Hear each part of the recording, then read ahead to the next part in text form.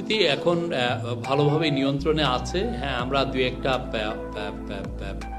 Law and order situation deteriorate হয় এরকম দু একটা ঘটনা আমরা দেখেছি, বাট আমরা মনে করছি বা ইলেকশন কমিশনও মনে করছে যে আইন শৃঙ্খলা পরিস্থিতি এখন যথেষ্ট ভালো আছে। এবং আপনারা দেখেছেন যে আইন শৃঙ্খলা বাহিনী যারা ল অ্যান্ড অর্ডার নিয়ন্ত্রণ করেন তারা তাদের কনফিডেন্সটা অনেক ক্ষেত্রেই চাঙ্গা, বিশেষ করে 3টা বড় ইভেন্ট তারা সুচারুভাবে সম্পন্ন করেছেন। ওইটাকে আমি বলবো যে সিকিউরিটি ফোর্স ইলেকশনকে সামনে রেখে তারা যথেষ্ট প্রিপেয়ার্ড আছে। তাদের মধ্যে আমি বলেছি প্রায় 80%-এর ট্রেনিং সম্পন্ন হয়েছে।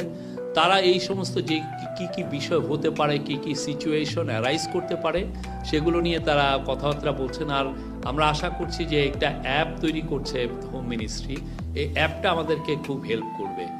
এই সিমিলার অ্যাপ তৈরি করা হয়েছিল দুর্গাপূজার সময়, যে বাংলাদেশে প্রায় 32,000 আপনি জানেন যে দুর্গাপূজার মণ্ডপ ছিল, ওই প্রত্যেকটা মণ্ডপকেই কানেক্ট করা হয়েছিল এই অ্যাপের মাধ্যমে। ফলে কোথাও কোনো যদি ট্রাবল মেকিং হয় সেই জায়গাটায় তারা খুব